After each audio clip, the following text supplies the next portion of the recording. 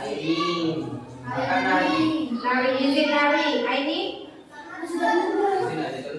Izin. Ya. Kepada ketua kelasnya silakan dipimpin doanya dulu sebelum kita mulai pelajaran pada kali ini. Silakan ketua kelas. Bersiap. Teman-teman, sebelum kita mulai pelajaran, mari kita berdoa. Berdoa dimulai.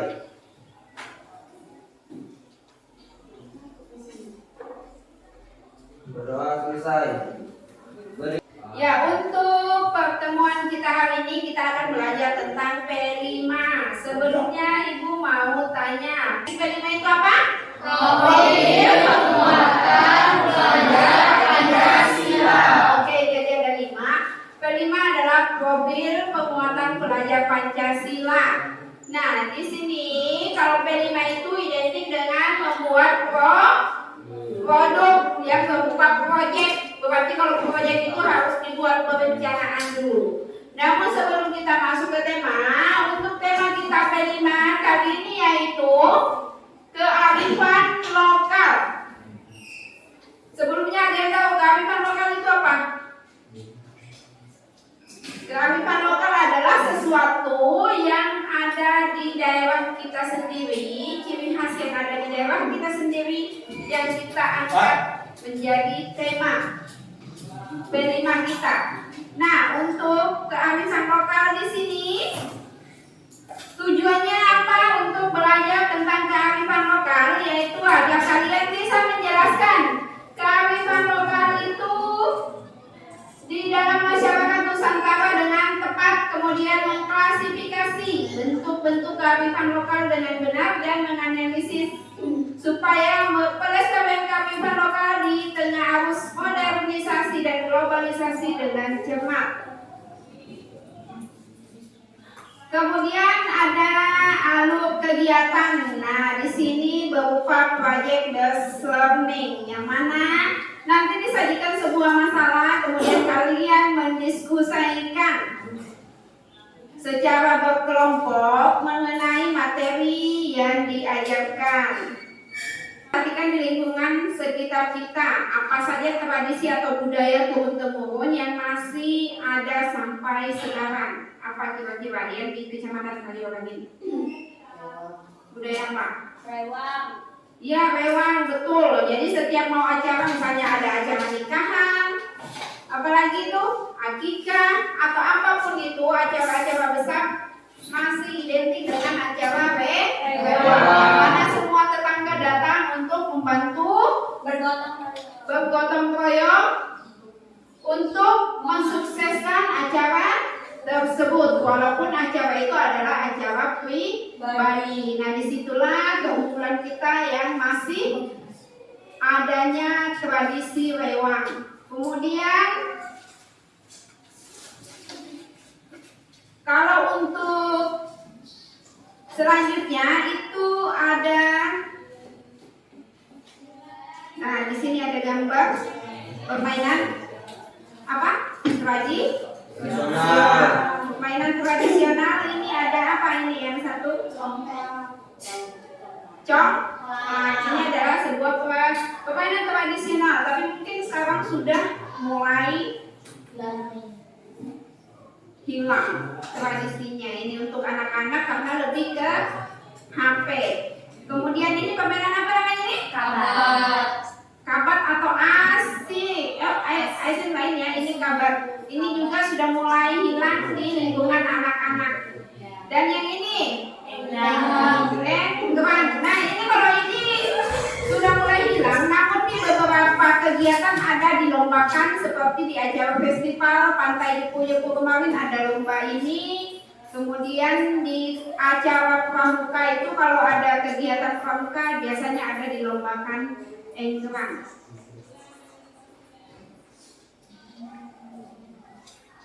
Nah, di sini dari gambar tersebut, apakah kalian pernah melakukan permainan tersebut tadi di antara 1 dari 3 permainan? Semua pernah. Nah, berarti masih dilestarikan ya.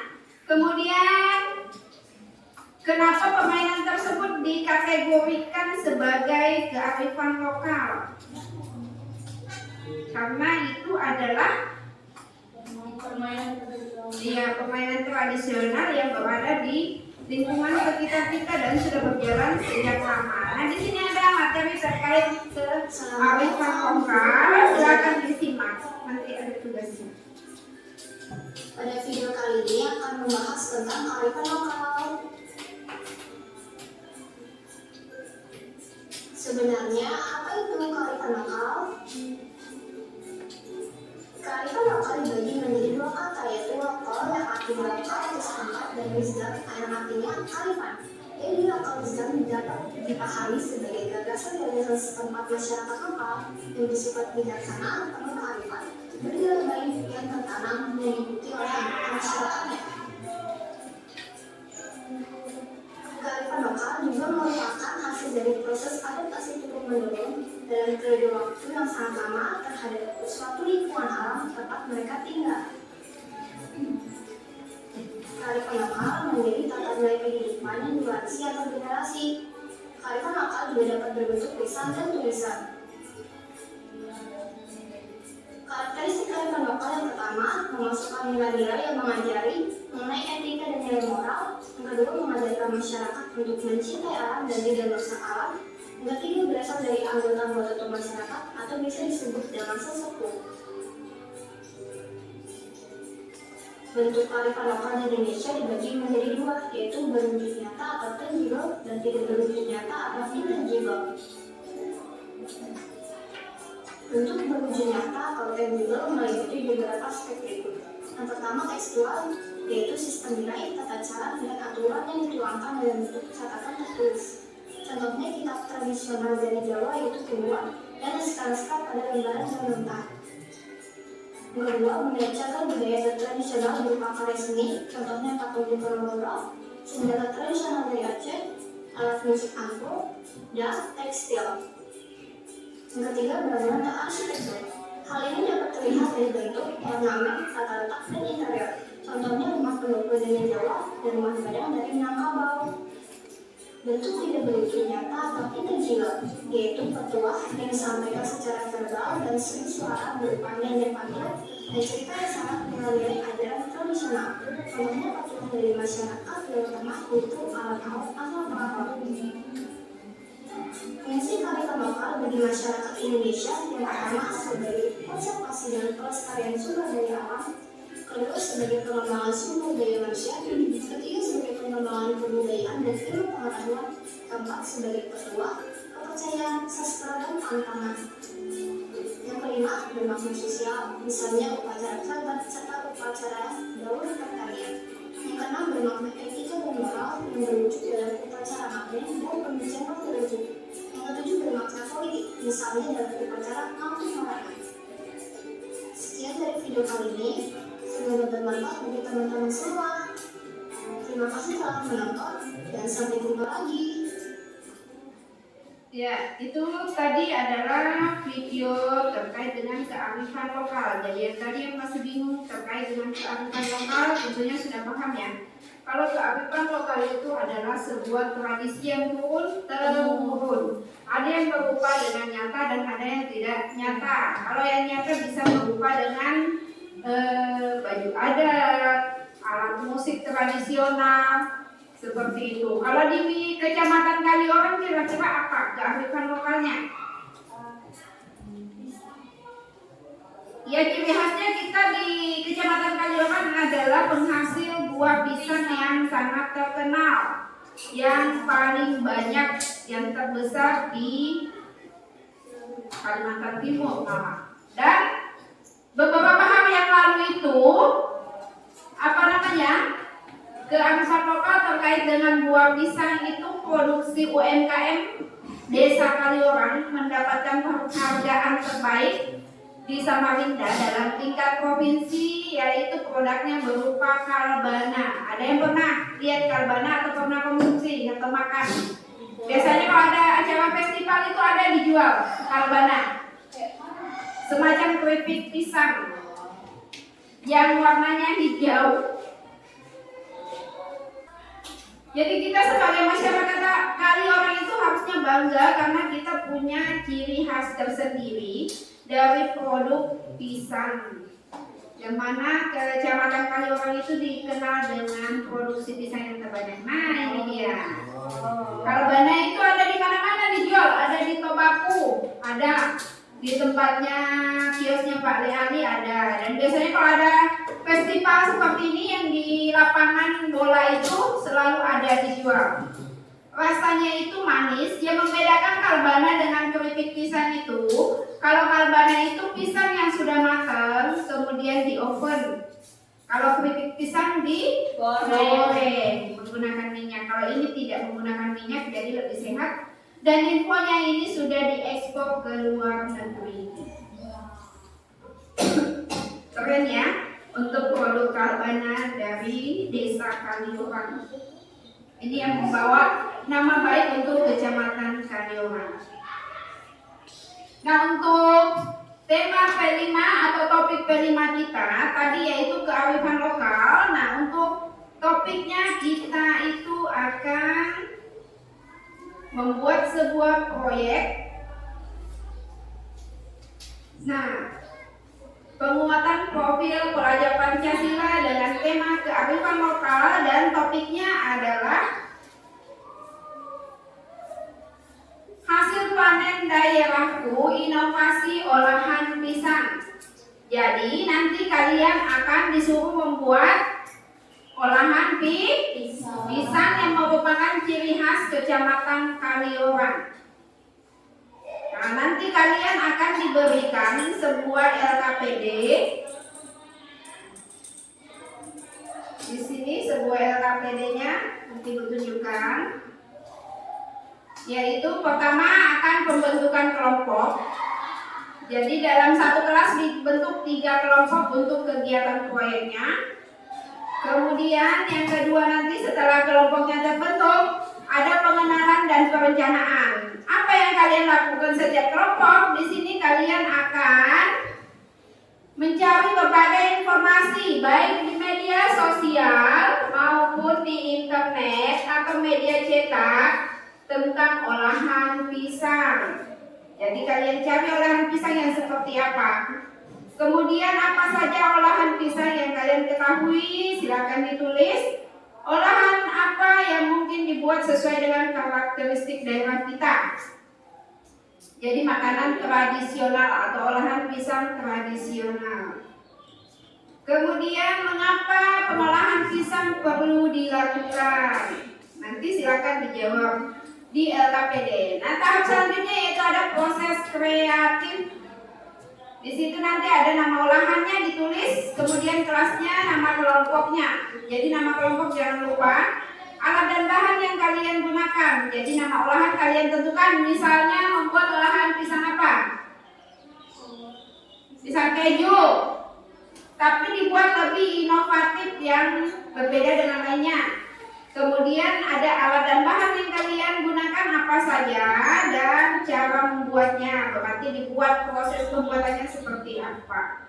Dan tahap selanjutnya yaitu perancangan produk.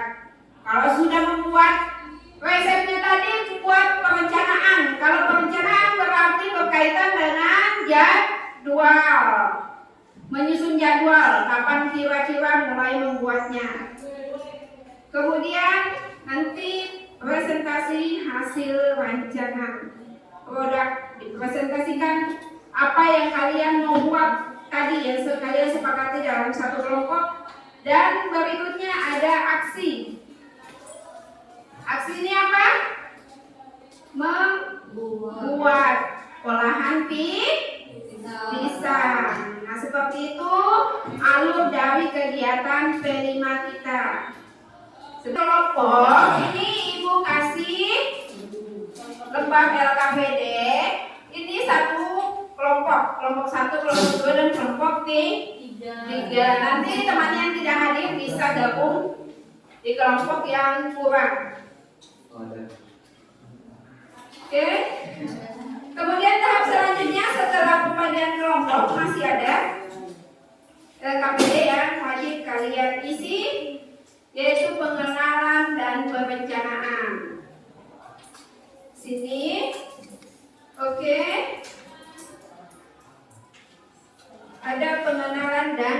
perencanaan. Kemudian setelah perencanaan ada proses kreatif dan perencanaan produk. Jadi nanti ini harus selesai dibuat, besoknya langsung praktek membuat olahan pisang.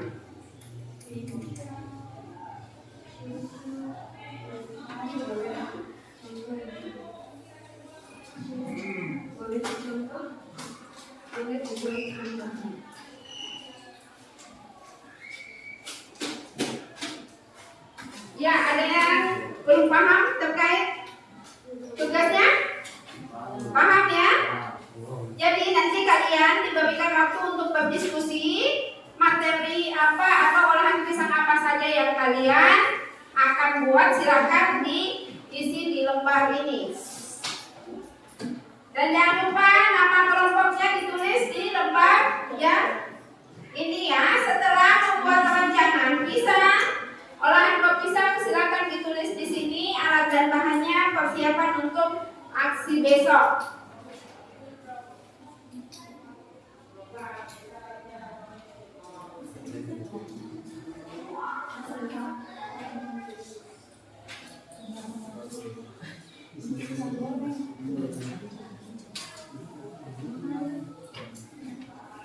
Ya, sekian pertemuan kita pada hari ini. Untuk olahan pisangnya jangan lupa dipersiapkan untuk aksinya besok ya. Ya. Nah, di sini ada olahan pisang Belanda. Jadi kelompok 2 tadi itu membuat olahan pisang Belanda. Bahan dan alatnya ada pisang, gula pasir, mentega, minyak goreng. Kemudian untuk alatnya ada wajan, menggunakan supil, kompos, piring, baskom kecil, jepitan, dan pisau. Dan di sini sudah ada tahapan atau prosedurnya, cara pembuatannya. Yang mana pisangnya dikupas dulu, kemudian digoreng hingga kecoklatan. Dan kemudian siapkan kacang yang sudah di blender setengah halus ya. Dan dicampurkan dengan gula pasir dan mentega. Setelah itu pisang yang sudah digoreng tadi dibelah. Kemudian kacang yang sudah dicampur dengan mentega tadi dan gula dimasukkan ke dalam pisangnya. Kemudian disiram menggunakan karamel dari gula pasir. Nah, seperti itu contoh dari pengisian LKPD lembar ketiga yang mana proses kreatif. Jangan lupa besok persiapan untuk alat dan bahan untuk aksi pembuatan produk olahan pisang. Ya, ada yang mau ditanyakan? Assalamualaikum warahmatullahi wabarakatuh. Waalaikumsalam warahmatullahi wabarakatuh. Ya, kita mengakhiri pembelajaran kita pada hari ini dengan bersama-sama mengucapkan hamdalah. Alhamdulillah. Terima kasih. Ini Banana milk Bu. banana milk shake. Harga susu habis es batu. Nanti aja harga susunya. 25 20. Mana ada 20 di aku? Nanti berapa? Nanti ku kasih nota. Gula nanti dipakai enggak? Ini bahannya apa aja? Bahannya susu, Ya, ya. gelas, Itu alat kalau gelas pian alat. meses Bu, sama Susu kental manis. sama apa ini namanya? Gula. Gula. Campurannya apa? Es batu, kuah hasil, pisang tambah, kental manis, dan nasi. Prosesnya? Prosesnya potong-potong pisang lalu masak. Gimana dimasukkan? Dalam blender. Beri es batu dan tuangkan susu hasil. Jangan lupa susu kental manis. Setelah itu, selesai di blender, Ya, kalau ini tuh jus nggak bisa. gelap dan dia sesuai selera. Campurannya Yang sudah kena tahan.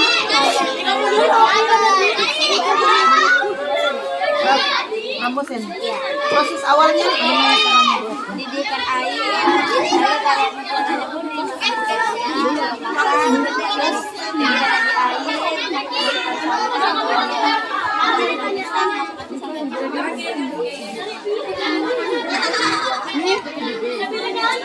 Pancake. Prosesnya bagaimana?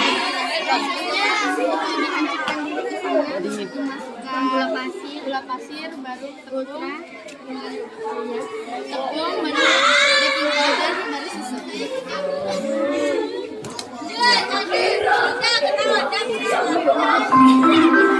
Permisi, permisi, permisi.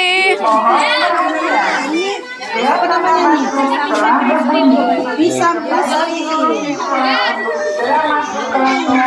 macam. Ini dari bungkus. Itu Ini dibuat itu mau dijual itu. Bisa ada ini. Di sana tempat Bu ada tuh.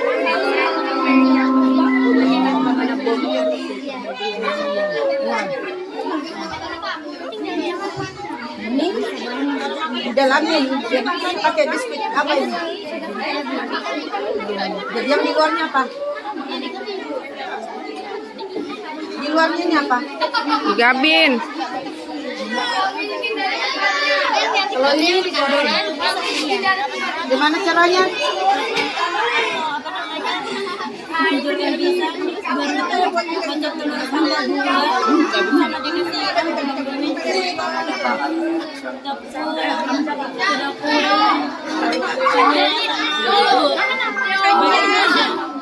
Oh, enggak pakai soda. Ini sama tadi di kelas 9 kok. Beda dikit. Kalau itu dihancurkan, ini kayaknya biji-bijian. Ada takarannya. Jus pisang buah naga. Enggak pakai susu. Itu jus pisang dicampur naga. Iya, pisang dicampur naga. Kita berdiet. Hancur. Ini apa? Ini jus. Ini pisang dalamnya. Jus pisang naga. Bagaimana prosesnya? Ayo. Ya harus di. Iya harus tahu. Prosesnya bagaimana? Bahan-bahannya dulu.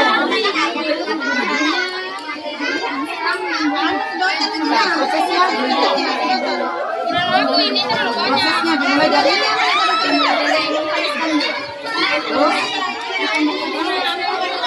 apa semua? Apa semua campuran naga? Coba Ibu.